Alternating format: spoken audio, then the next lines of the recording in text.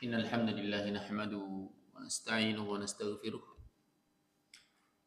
ونعوذ بالله من شرور أنفسنا وسيئات أعمالنا من يهده الله فلا مضل له ومن يضلله فلا هادي له أشهد أن لا إله إلا الله وحده لا شريك له وأشهد أن محمدا عبده ورسوله أما بعد. Disebutkan dalam sebuah hadis dari Nabi sallallahu alaihi wasallam, "Inna Allah yarda lakum thalathan wa yakrahu lakum thalathan." Sungguh Allah meridhai 3 perkara pada kalian dan Allah membenci 3 perkara dari kalian. Para ulama ketika menjelaskan hadis ini, mereka menjelaskan bahwasanya makna Allah meridhai bermakna yu'mar, berarti perkara tersebut diperintah. Allah ridhai berarti Allah perintah.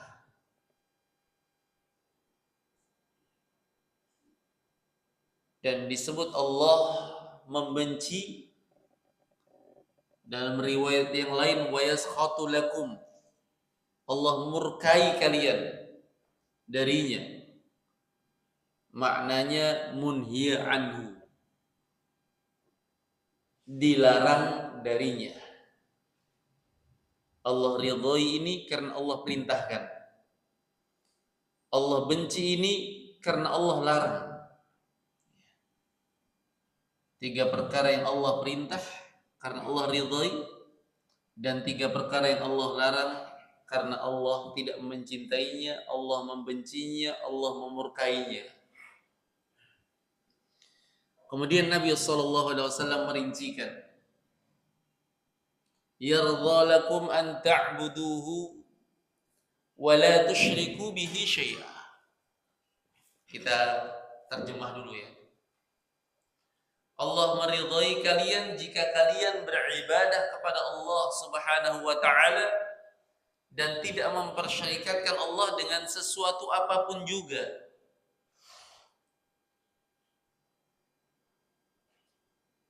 Wa an ta'tasimu bihablillahi jami'an wa la tafarraqu. Perintah yang kedua, agar kalian berpegang teguh seluruhnya, berjamaah, bareng-bareng, dan jangan kalian berpecah belah. Ini perintah kedua.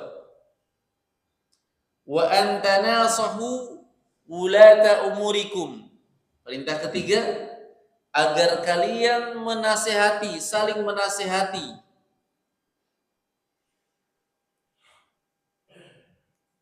orang-orang yang memegang urusan kalian, yaitu para penguasa. Wa yakrahu lakum thalathan. Allah benci kalian dari 3 perkara, Allah larang darinya. Yang pertama, qila wa qal. Dikatakan, dia mengatakan. Kalau diterjemah bebas, katanya si anu, katanya si anu. Itu Allah tidak suka itu. Dikit-dikit katanya anu di. Katanya si anu begini di. Kita akan jelaskan nanti. Yang kedua, wa kathratus su'al. Banyak tanya. Banyak tanya juga perlu dirinci, karena kalau penuntut ilmu harus banyak tanya. Banyak tanya yang bagaimana, yang dilarang di sini. Yang ketiga, wa idha'atul mal. Membuang-buang harta. Zaman sekarang fenomena membuang harta merebak di mana-mana. Hanya saja sedikit yang sadar kalau itu bagian dari membuang harta.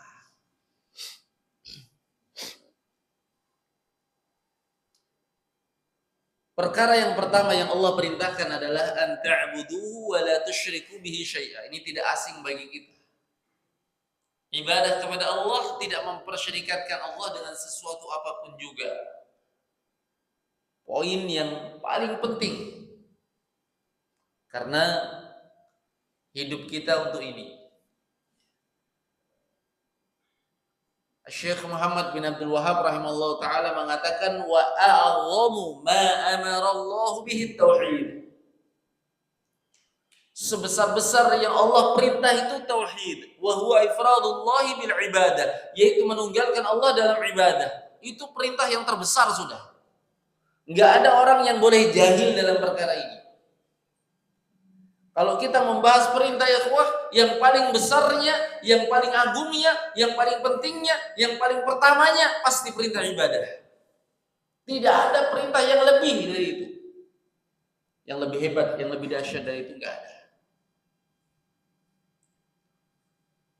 Kalau kita mau rinci, kenapa dia menjadi perintah terbesar? Ini luar biasa. Karena dia adalah merupakan perintah Allah yang merupakan tujuan kita ada di dunia. Wa ma khalaqatul jinna wal insa illa liya'budun, ya kan? Kita dicipta ya memang untuk ini. Tidaklah aku ciptakan jin dan manusia kecuali untuk beribadah kepadaku. Adanya nabi, adanya rasul terutus ya untuk ini, untuk menegakkan perkara ini. Walaqad ba'atsna fi kulli ummatin rasula an i'budullaha wajtanibut taghut. Sungguh telah diutus pada tiap umat seorang rasul agar kalian beribadah kepada Allah. Allah turunkan kitab-kitab samawi dari langit ya untuk perkara ini. Jadi tidak ada yang boleh jahil. Tidak ada yang boleh bodoh dalam perkara ini, bahwasanya perintah ibadah itu adalah perintah yang terbesar. Perintah yang tidak boleh ditawar-tawar. Maka wah, jangan sampai hidup kita lepas dari yang namanya ibadah. Perkara yang paling besar yang Allah perintahkan, jangan pernah lepas. Gimana caranya? Jadikan seluruh aktivitas kita ibadah. Kalau seorang cerdas dalam perkara ini, dia menjadikan seluruh perkara di dalam hidupnya ibadah, berarti dia telah menjalankan perintah terbesar. Dan dia telah tidak menyia-nyiakan hidupnya. Contoh-contoh nih. Tadi kita sholat jelas ibadah. Jelas ibadah ya sholat ya. Apa definisi ibadah? Ya yang mudah saja lah. Seluruh perkara yang Allah perintahkan itu ibadah pasti. Kalau definisinya ulama lebih rinci, kullu ismun jami' li kulli ma yuhibbuhu Allah wa yardah. Dia adalah nama yang melingkup segala perkara yang Allah cintai dan Allah ridhai. Kita tadi sudah jelaskan, seluruh perkara yang Allah ridhai pasti Allah perintah. Berarti seluruh perintah Allah ridhai. Tidak mungkin Allah tidak meridhai perkara yang Allah perintah. Itu mustahil. Itu perkara yang ghairu ma'qul, tidak masuk akal. Allah perintah tapi Allah benci, enggak mungkin. Jadi seluruh perkara yang Allah perintah, Allah cintai ibadah. Salat subuh tadi ibadah atau bukan? Ibadah. Setelah salat subuh, kita mau jadikan dia perkara ibadah. Bisa enggak? Bisa. Ada yang pulang, kita pulang habis salat subuh, enggak ikut taklim. Pulang kita ini kita pertanyakan dulu ibadah atau bukan. Kalau pulang kita karena ada kegiatan yang bernilai ibadah, perintah Allah. Misalnya anak kita nggak bangun, kalau nggak ada kita bangunkan anak-anak, ya perintah ibadah. Wa'mur ahlaka bis-shalah, perintahkan anak-anak untuk sholat, berarti ibadah. Duduk kita di sini ibadah atau bukan? Dicintai tidak oleh Allah? Dicintai berarti ibadah. Itu namanya kita cerdas. menjadikan apapun yang kita lakukan itu bernilai ibadah. Ini baru merealisasikan makna hidup kita untuk ibadah. Kalau antum hanya terbatas pada ibadah itu sholat, puasa, zakat, terlalu miskin antum ya. Berarti antum tidak menjadikan hidup antum ini untuk ibadah. Karena hanya terbatas puasa, sholat, zakat, sedekah, itu saja terbatas sekali ibadahnya. Yang lainnya nggak ibadah gitu. Jadikan seluruh aktivitas kita bernilai ibadah. Dan setiap perintah ibadah di dalam Al-Quran, di dalam hadis Nabi SAW, selalu saja digandengkan wala tusyriku bihi syai'a. Kalian tidak mempersyarikatkan Allah dengannya, karena di dalam ibadah pasti dibutuhkan keikhlasan, menjauhi kesyirikan, menjauhi riya, sum'ah, menjauhi perkara-perkara yang bisa membatalkan ibadah. Selalu digandengkan. Ini perintah pertama. Ibadah jauhi kesyirikan, ibadah jauhi kesyirikan. Sebagaimana kita sebutkan, Syekh Muhammad bin Abdul Wahhab menyebutkan bahwasanya ibadah adalah a'zamu ma amara Allah bihi. Maka beliau juga menyebutkan wa a'zamu ma naha anhu syirik. Sebesar-besar yang Allah larang itu kesyirikan. Apa itu kesyirikan? Beliau mendefinisikan wa huwa da'watun ghairu ma. Berdoa kepada selain Allah bersama Allah. Jadi berdoa tongi kepada Allah, berdoa tongi kepada selain Allah. Minta tongi kepada selain Allah, minta tongi kepada Allah. Hati-hati. Perkara yang kedua, nah ini kita cepat saja karena 6 poin yang mau kita sampaikan ini. 3 yang diperintah, 3 yang dilarang. Berarti semuanya berapa totalnya? 6. Poin yang kedua, perintah yang kedua. Wa an ta'tasimu bihablillahi jami'an wa la tafarraqu. Ini perintah penting, kenapa? Allah yang perintah kita ibadah pada poin pertama.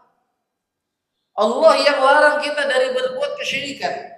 Tetapi ingat bahwasanya di dalam ibadah ada yang namanya kaifiyah, tata cara. Ada orang, Pak, yang dia semangat ibadahnya luar biasa, tapi salah. Kalau salah diterima atau tidak? Tidak diterima. Kenapa salah? Enggak sesuai dengan tuntunan Quran dan tuntunan hadis.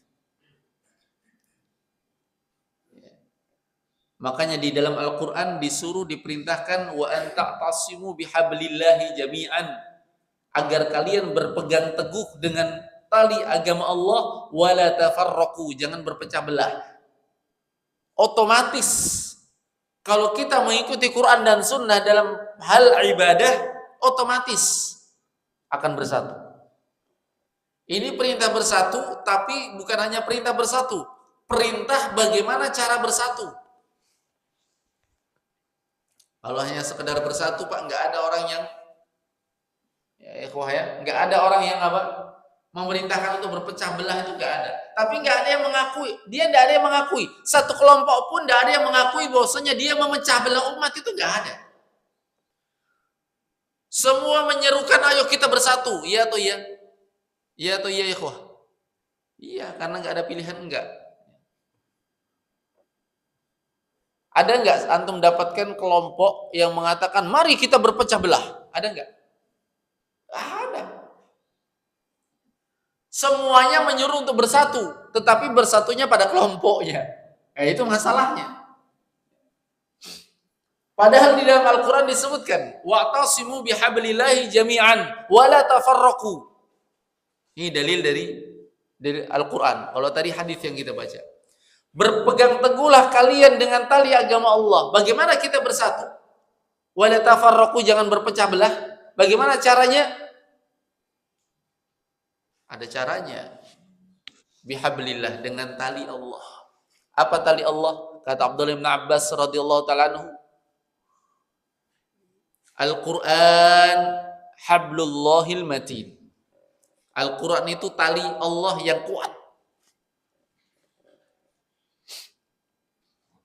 Ini saya kasih contoh ini. Ikhwah jamaah Masjid Nur Al-Hammad, diharapkan semuanya besok kumpul. Besok kumpul di jam 8 pagi. Diharapkan semuanya berkumpul. Kira-kira besok bisa kumpul enggak ya? Terjadi enggak perkumpulan? Enggak bakalan terjadi. Karena si fulan maunya kumpulnya di masjid. Si fulan maunya kumpulnya di lapangan. Si fulan maunya kumpulnya di puskesmas. Si fulan maunya kumpulnya depan rumah sakit. Si fulan maunya kumpulnya di sekolah. Si fulan maunya kumpulnya di rumah si fulan. Si fulan maunya kumpulnya di sini. Enggak bakalan ketemu. Bagaimana caranya bertemu? Ketika diperintahkan seluruh jamaah Masjid Nur Al-Hammad besok berkumpul di lapangan SMP ini, jelas pasti semuanya bisa kumpul. Kenapa? Ditetapkan tempatnya. Al-Quran sudah menetapkan tempatnya. Bagaimana cara bersatu? Berpegang teguhlah kalian dengan tali agama Allah, berkumpulnya di Al-Quran. Kalau semua merujuk kepada Al-Quran, otomatis bersatu. Kalau masing-masing terpencar-pencar, mengandalkan pimpinannya, mengandalkan organisasinya, mengandalkan komunitasnya, mengandalkan grupnya, mengandalkan kelompoknya, mengandalkan golongannya, masing-masing kumpul dengan pimpinannya masing-masing. Kullu hizbin bima ladaihim farihun. Setiap kelompok bangga dengan kelompoknya, merasa benar sendiri-sendiri, kira-kira bisa satu enggak? Enggak bakalan bisa satu. Kenapa kembali kepada Al-Quran? Ngumpulnya karena innallaha ma'al jamaah. Allah bersama dengan al-jamaah. Wasyaitanu ma'al furqah. Syaitan itu bersama dengan pecah belah. Masing-masing orang yang tidak mau menyatu di Al-Quran, pasti dia menyatunya di jalannya syaitan. Makanya Nabi mengatakan apa? Nabi mengatakan ketika menggambar garis itu, khattalana Rasulullah sallallahu alaihi wasallam khattan biyadih, kata Abdullah bin Mas'ud. Nabi menggambar satu garis, straight. Tsumma khatta khutat an yaminihi wa shimalihi. Kemudian Nabi menggaris kanan kiri kanan kiri kanan kiri dari garis itu. Tidak ada papan tulis, antum bayangkan aja. Bisa bayangkan ikhwah? Kalau tidak bisa bayangkan kayak sisir. Ada tengah, ada garis kanan kiri kanan kiri. Kalau mau bayangkan lagi seperti tulang ikan. Ada garis, ada kanan kiri kanan kiri kanan kiri. Sudah bisa bayangkan? Hah? Sudah bisa ya? Ya. Tsumma qala, kemudian Nabi bersabda, "Hada sabilullahi mustaqima." Ini jalan Allah yang lurus. Wa hadhihi subul, sedangkan jalan yang kanan kiri kanan kiri kanan kiri tadi itu jalannya syaitan. Laisa alaihi sabil, tak ada satupun jalan tadi illa wasyaitanu fi, kecuali ada syaitan di dalamnya, yad'u fi, menyeru kepadanya, sini ki, sini ki. Kalau sudah masuk ke jalan itu, di dalamnya banyak cabang-cabang lain lagi. Tsumma tala, kemudian Nabi sallallahu alaihi wasallam membaca ayat qul hadhihi sabil, kemudian Nabi sallallahu alaihi wasallam menjawab ya, membaca ayat, apa ayatnya?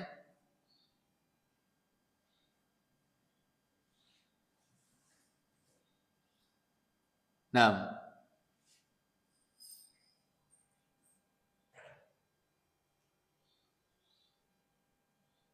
taib. Rasulullah SAW membaca ayat ya, tentang jalan yang lurus itu ya. Mustaqima, jalan yang lurus. Fattabi'uhu, suruh ikuti. Ikuti dia. Wala tattabi'us subul, jangan ikuti jalan-jalan yang lainnya. Fatafarraqu bikum an sabili, yang akan memecahkan kalian dari jalannya. Karena kalau sudah masuk jalan yang lain akan terpencar-pencar sudah, masing-masing dengan kelompoknya.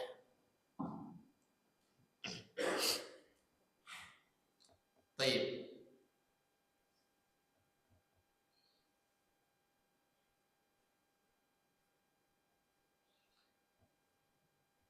Wala tafarraqu, dan jangan kalian berpecah belah.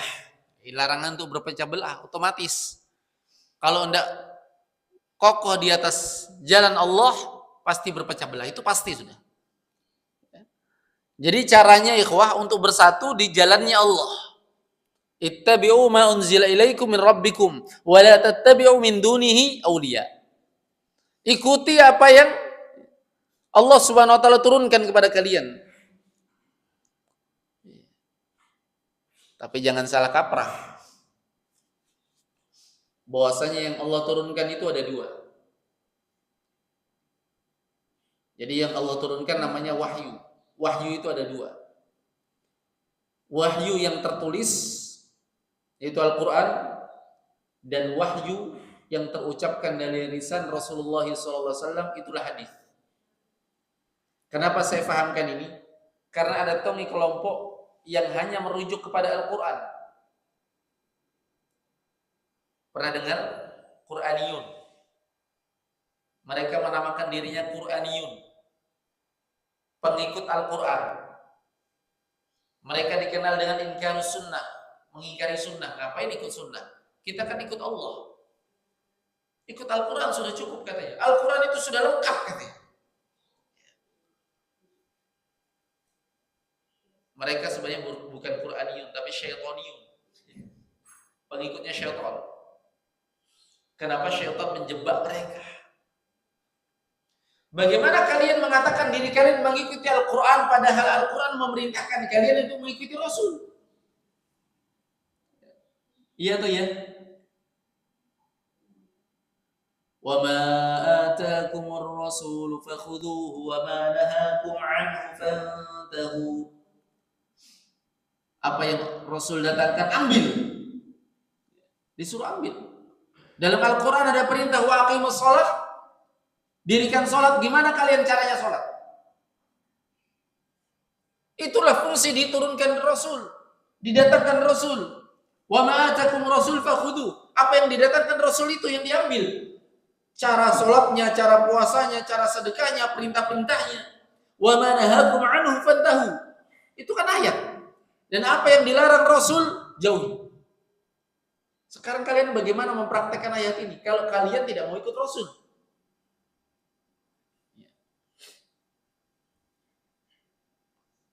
Bagaimana kalian mempraktekkan ayat wa may yushaqiqir rasula?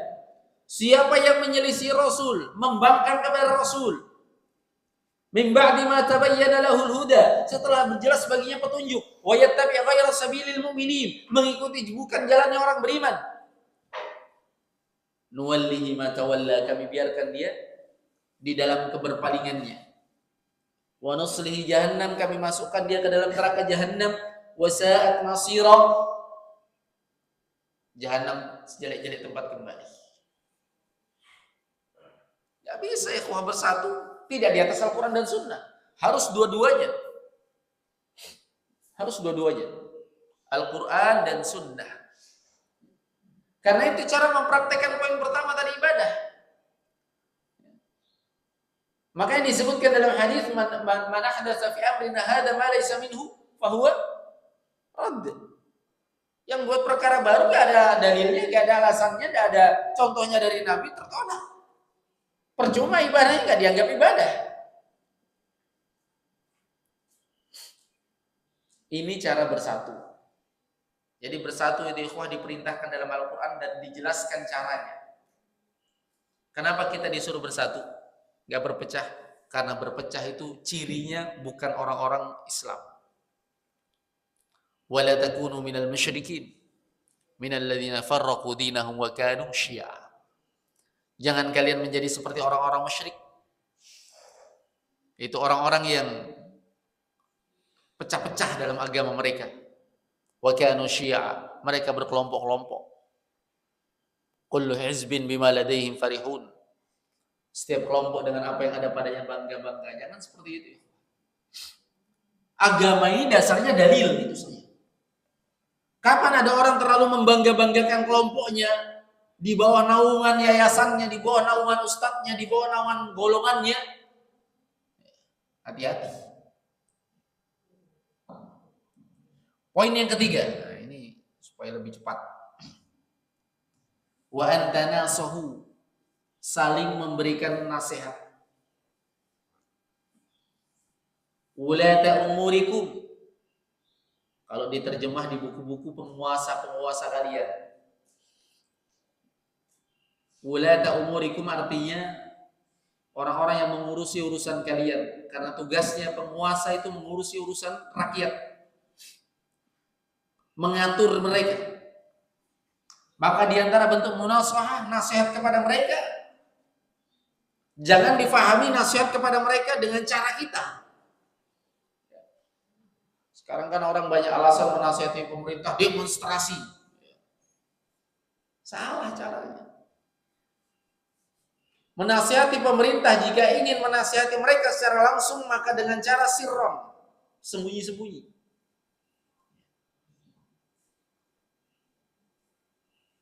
Antara kita dengan dia. Dan bentuk munasahah kepada penguasa adalah atau ketaatan kepadanya. Itu nasihat kepada mereka, taat, mendengar. Kata Nabi, isma' wa ati'. Kamu dengar, kamu taat kepada penguasamu. Wa in ta'ammaru 'alaikum 'abdun, walaupun yang menyuruh kalian itu adalah seorang hamba, tiba-tiba dia apa? Jadi raja, jadi penguasa. Sampai disebut dalam hadis yang lain, Abdul Habashi, seorang hamba sahaya dari Habasyah, tiba-tiba dia direkomendasikan jadi penguasa, ditakdirkan jadi penguasa, tetap kalian taat kepadanya. Wa in daraba dhahrak, dalam hadis yang lain, walaupun punggungmu dicambuk, isma' wa ati', tetap taat, tetap mendengar. Kenapa? Karena pada ketaatan kepada mereka ada maslahat besar, kebaikan besar. Dan pada menyelisihi mereka ada kerusakan. Saking pentingnya perkara ini sampai Allah gandengkan, ya ayyuhalladzina amanu athi'ullah wa athi'ur rasul wa ulil amri minkum. Wahai orang-orang yang beriman, kita dipanggil semuanya. Taatilah Allah, taatilah Rasul, dan ulil amri di antara kalian. Jangan main-main ya. Dan jangan ada bibit-bibit khawarij di antara kita. Tahu bibit-bibit khawarij? Bibit-bibit penentangan kepada pemerintah. Menjelek-jelekkan pemerintah, apalagi musim pemilu. Ya. Kemarin ketika sebelum pemilu, saya sering sampaikan di masjid-masjid, termasuk masjid kita ini, untuk jangan ikut-ikutan membongkar aib-aib penguasa kita. Ya. Dan pekerjaan orang sekarang kalau mau pemilu kan menjatuhkan lawan politiknya. Itu kan bagian dari menjelek-jelekkan, membuka aib penguasa kita.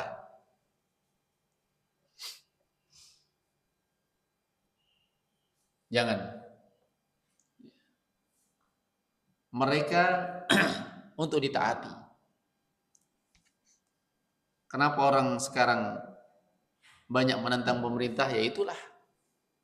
Syaitan membisikkan kepadanya, dizolimi kok. Dia ambil hakmu. Tidak dipenuhi. Padahal uang rakyat jadi pakai. Akhirnya apa? Terprovokasi. Padahal sederhana sekali. Kalau memang betul mereka melakukan itu, sederhana sekali.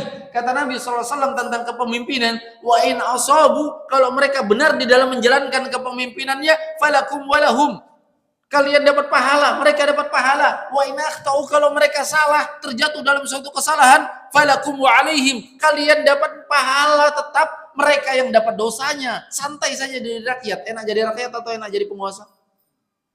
Enak jadi rakyat. Kenapa berebut jadi penguasa? Termasuk bibit-bibit khawarij, ikhwah, suka menjatuhkan, merendahkan, menghina. menyalahkan. Penguasa itu ya, berbuat itu banyak hal-hal yang dia pertimbangkan, yang kadang rakyat tidak paham cara pertimbangannya. Dan ini sudah terjadi di zaman Nabi SAW, itu sudah muncul bibit Khawarij. Di zaman Nabi pernah Nabi kan penguasa. Setelah perang, Nabi bagi ghanimah. Ternyata keluarga Ja'far kan masih ada hubungan dengan Nabi. Ja'far bin Abi Thalib, pamannya Nabi. Keluarga Ja'far diberi lebih dari jatah ghanimah oleh Nabi. Kira-kira kalau kita hukumi, kalau kita masih ada di zaman Nabi, kita di zaman Nabi, kita ikut nggak menghukumi? Keluarganya yang banyak tahu, wah, kenapa yang lain segini dapat? Nah, keluarganya masih banyak. Nah, ada enggak pikiran ke sana? Ada ya? Orang beriman mengedepankan husnudzon, berbaik sangka. Itu beliau mungkin memiliki cara berpikir yang lain. Ada maslahat yang dipikirkan. Kan kita begitu. Lihat ustadz misalnya, ustadz tahu begini tahu, mungkin ada maslahat tahu. Lihat lurah, lihat kepala desa, kita kan selalu begitu. Ya saya pengalaman ikhwah selalu dijadikan curhatan sebagian teman-teman kita waktu kita pegang lembaga kan, kita pegang lembaga. Ustaz, bisakah minta bantuan ini? Ustaz. Nyambungnya itu nih tidak menyenangkan. Lembaga ini tuh di sana tidak rata ki, nak kasih kak. Nah ini saja yang nak kenal saya, orang-orang dekatnya saya ini. Saya bilang kalau minta bantuan minta saja, nggak usah dirincikan lembaga lain. Lembaga kita pun tidak lepas dari kekurangan. Kalau orang yang menghukumi uang 200 juta, 300 juta itu bisa dibagi berapa orang, Ji? Nah, kau mau ratakan semuanya? Tidak segampang itu.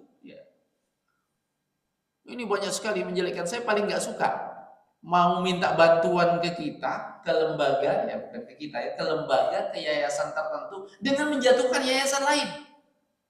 Ya. Kenapa? Kayak dia yang menghukumi. Ada juga RT-nya. Katanya, RT-nya di situ ndak pilih kasih ki. Keluarga-keluarganya saya enak kasih. Itu kan pertimbangan dia. Jangan bawa-bawa namanya dia hanya untuk mendapatkan bantuan kita. Jangan. Ini sifat jelek ini, ini sekaligus tahdzir ini untuk kita, peringatan untuk kita. Kalau mau masukkan, silakan masukkan. Permintaan permohonan untuk misalnya orang-orang yang tidak mampu.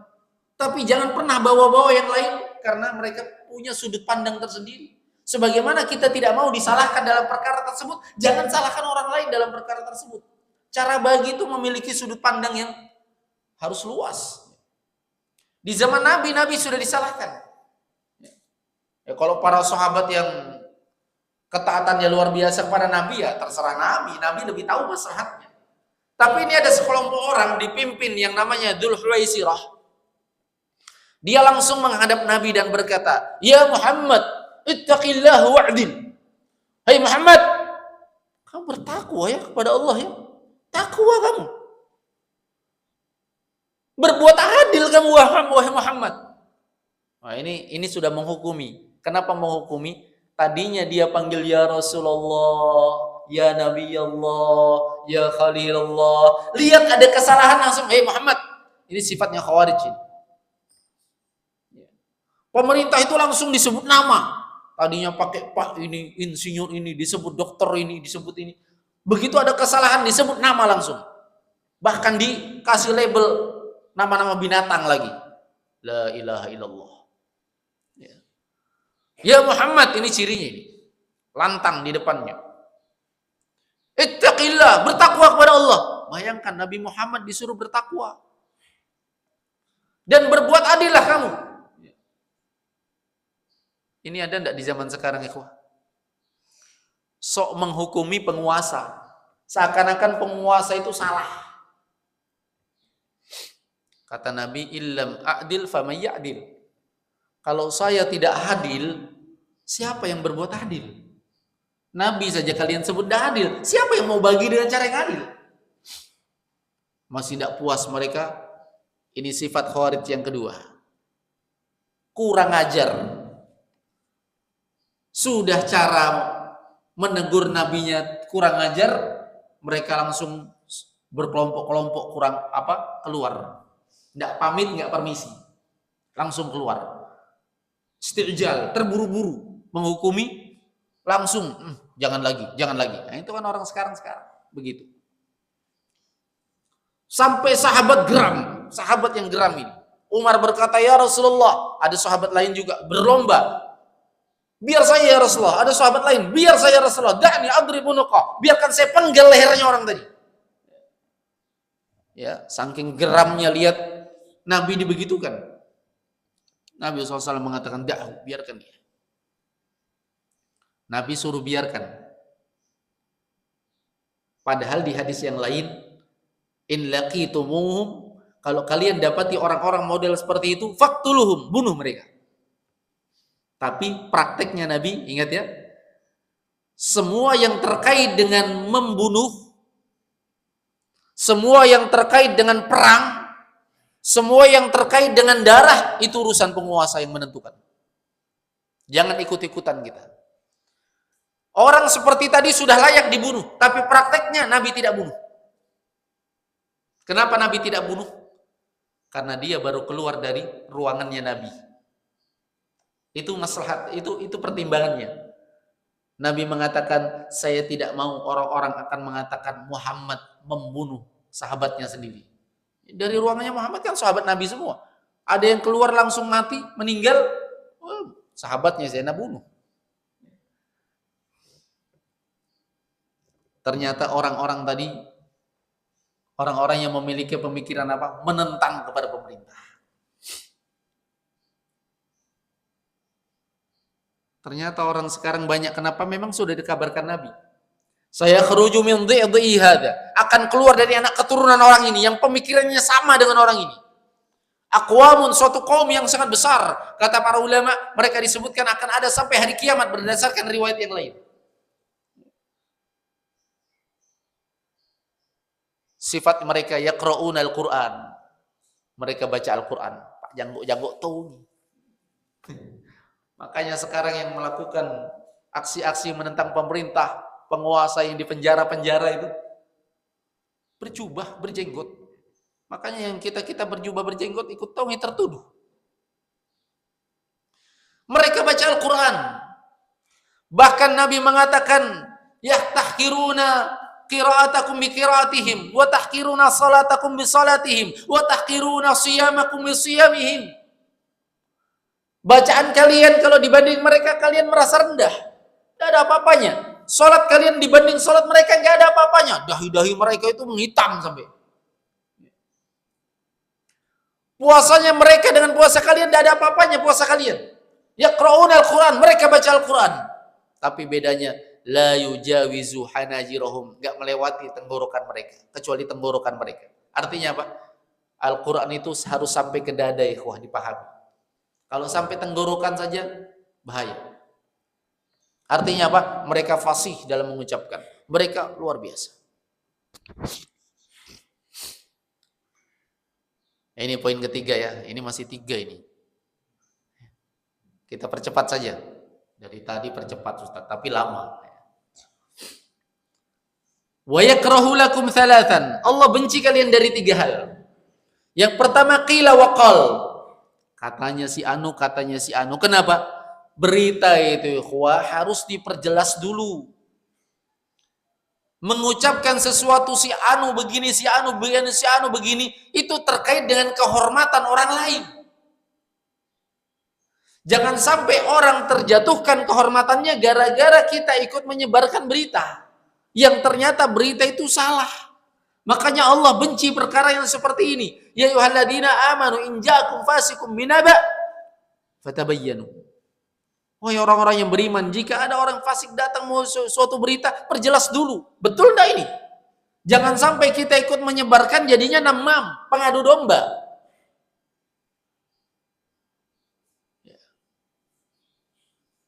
Ya kan? Jangan sampai masuk pada perkara ternyata ghibah. Ini katanya si anu, perjelas. Apalagi kalimat-kalimat yang sebenarnya tidak ada manfaatnya, ikhwah. Kalau kita sebarkan, memangnya kalau kita ngikutkan menyebarkan tentang si fulan, faidahnya untuk agama dan diri dan keluarga kita apa? Si fulan begini. Faidahnya untuk kita apa? Lebih baik banyak diam. Makanya dalam syariat kita, man kana yu'minu billahi wal yaumil akhir falyaqul khairan aw liyasmut. Diam atau berbicara baik atau diam. Siapa yang beriman kepada Allah dan hari akhir, kan begitu. Kalau bicara kita tentang orang lain, faidahnya apa? Baik atau tidak? Kalau tidak baik, diam.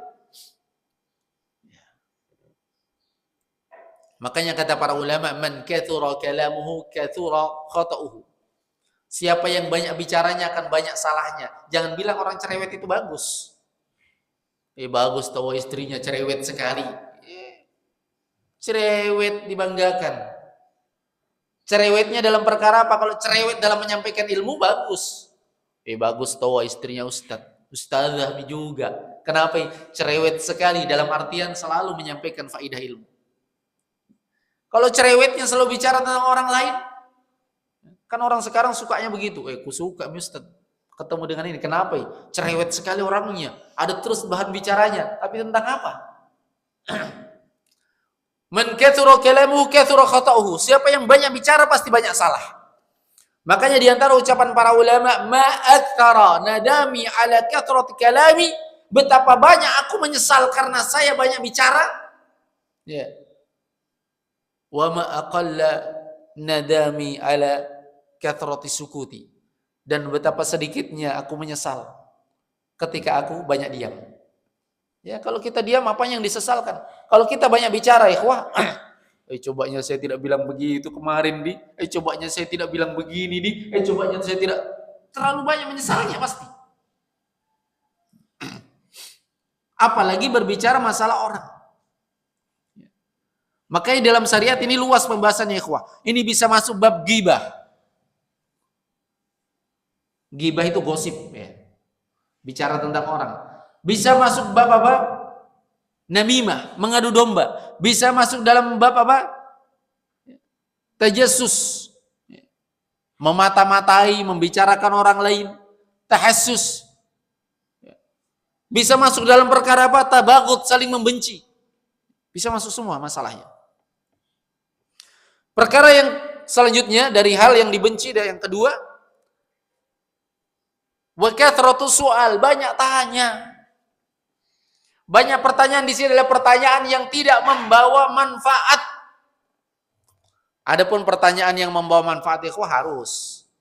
Ketika Abdullah bin Umar ditanya bagaimana seorang mendapatkan ilmu, salah satu jawaban beliau, bilisanis su'al, bilisanis sa'ul, dengan lisan yang suka tanya. Ustaz, bagaimana ini hukumnya? Ustaz, bagaimana ini hukumnya? Suka tanya. Di situ inti seorang bisa mendapatkan ilmu.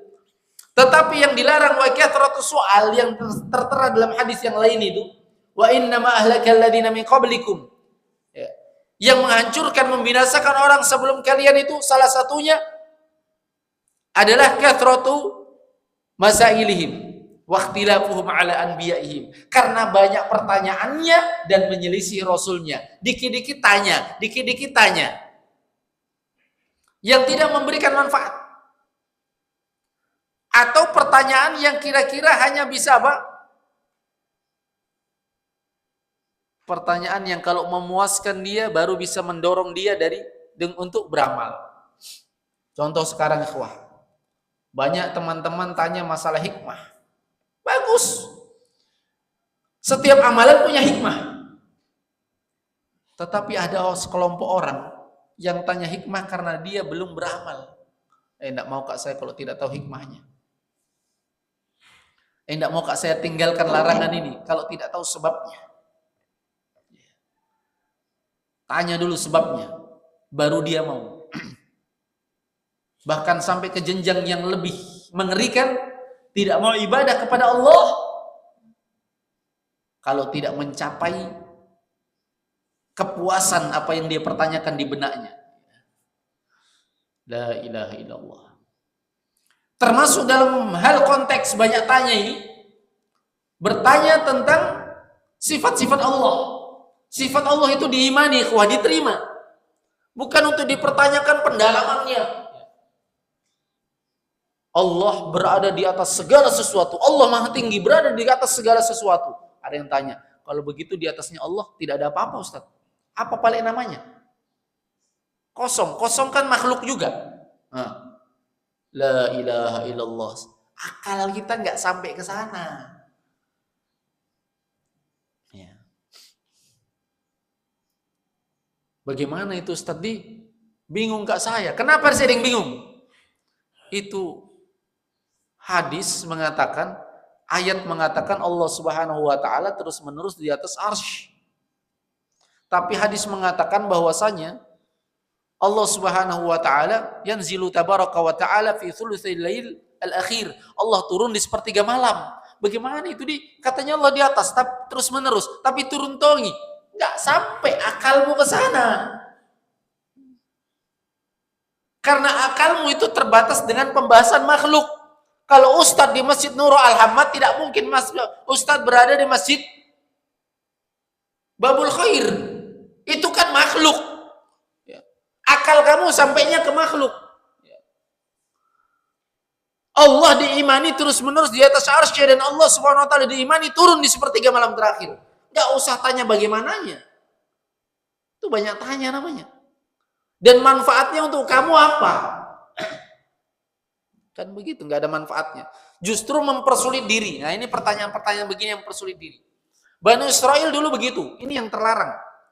Dicontohkan Nabi Bani Israel.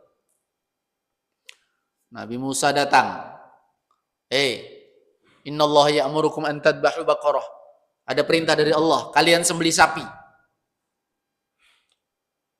Bubar. Ribut di antara mereka. Jangan asal terima. Tanya dulu Musa, suruh tanya Tuhannya. Sapi yang bagaimana itu? Ya. Mereka datang lagi berbondong-bondong, tanya kepada Musa, tanya, qalu du'u lana rabbaka yubayyin lana ma hi. Hei Musa, sapi yang bagaimana itu yang diperintahkan kah? Padahal gampangnya suruh sembelih sapi, cari miki sapi sembarang, potong miki, selesai urusan. Ini disuruh lagi sapi yang bagaimana itu? Akhirnya Nabi Musa bertanya kepada Allah. Allah berikan jawaban. Sapi yang la faridun wala bikr awanum baina dzalik, sapi yang tidak terlalu tua tapi bukan tong yang muda, yang pertengahan. Kan tinggal sembelih saya cari, tapi agak susah sudah. Karena kesusahan itu, kesulitan itu mereka buat sendiri. Nggak cukup sampai situ, mereka nggak mau lakukan. Tunggu dulu, masih tidak jelas kah ini yang bagaimana itu warnanya kah?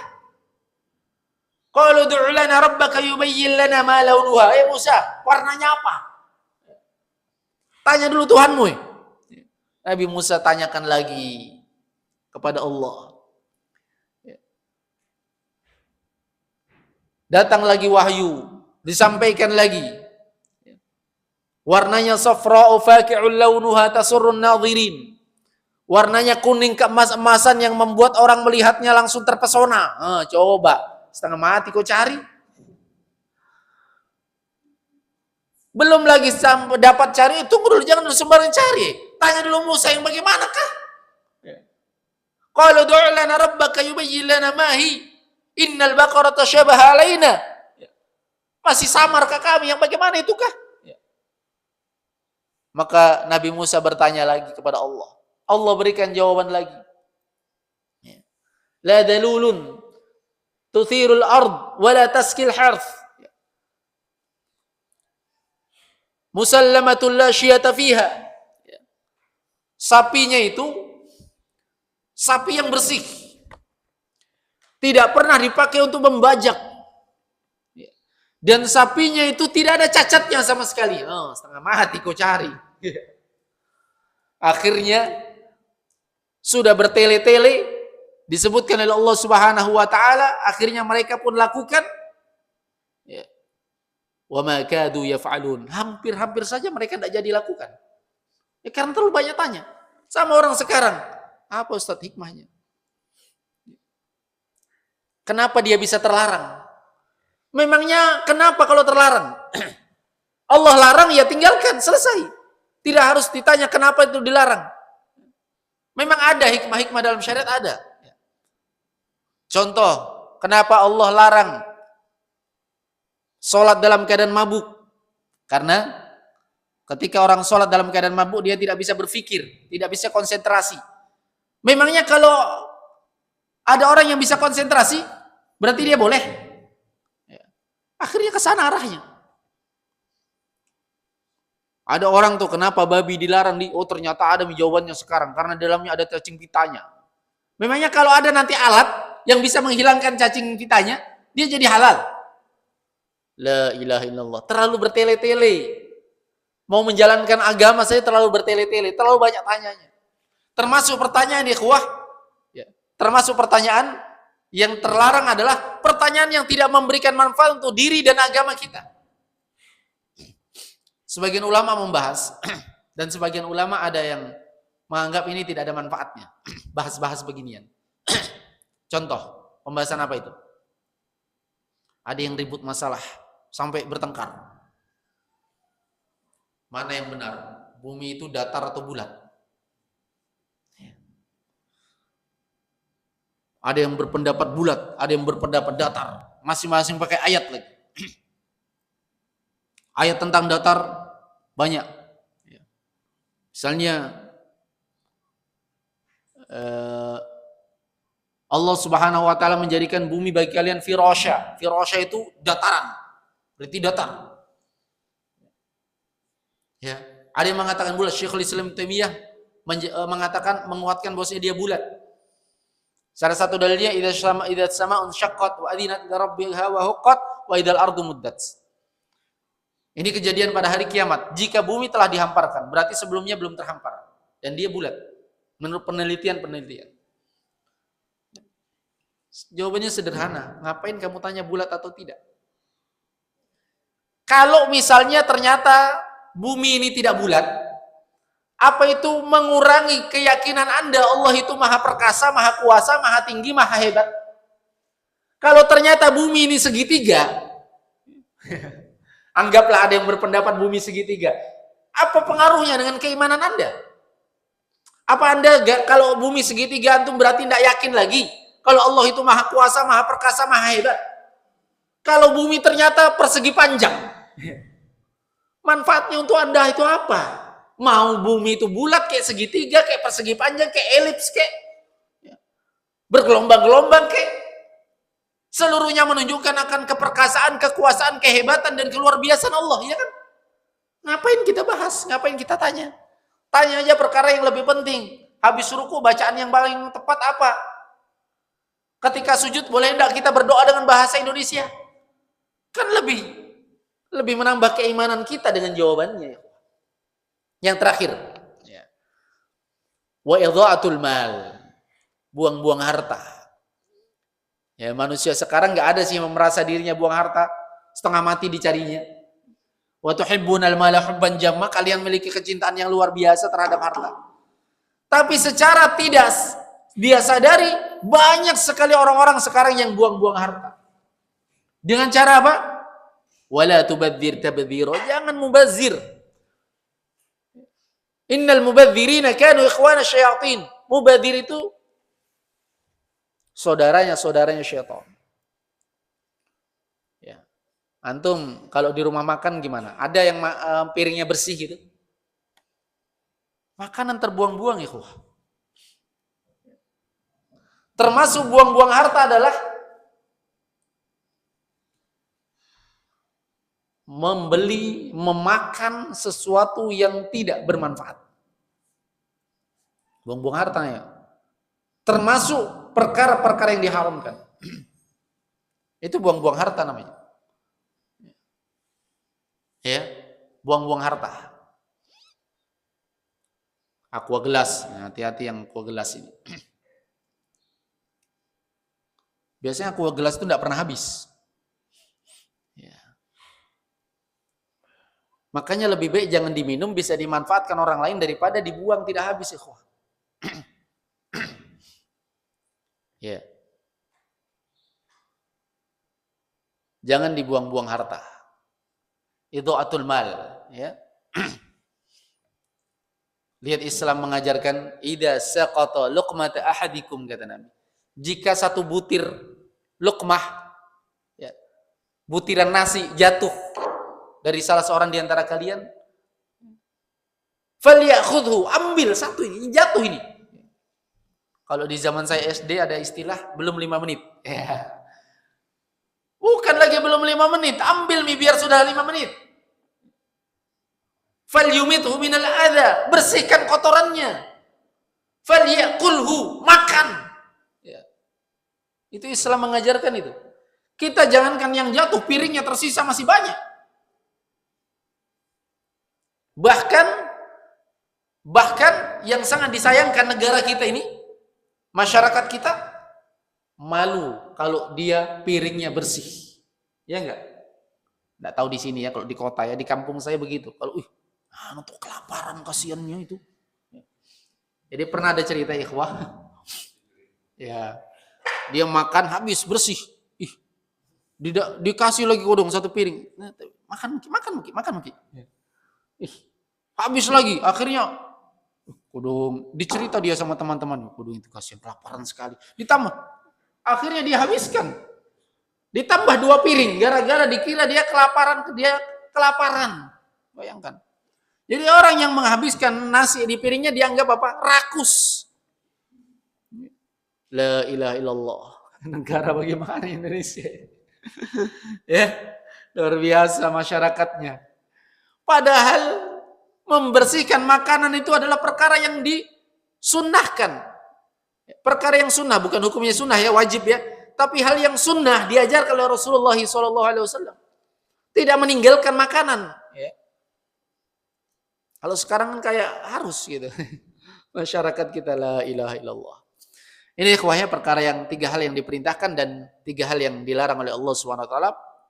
Hal yang atau poin-poin yang patut kita perhatikan dan penting untuk kita perhatikan. Jangan sampai kita melepaskan diri dari perkara-perkara ini. Ya. Menghindarkan atau menjalankan 3 perkara dan menghindarkan dari 3 perkara ini. Tapi sekiranya cukup, mudah-mudahan bermanfaat. Subhanakallahumma bihamdik asyhadu an la ilaha illa anta astaghfiruka wa atubu ilaik.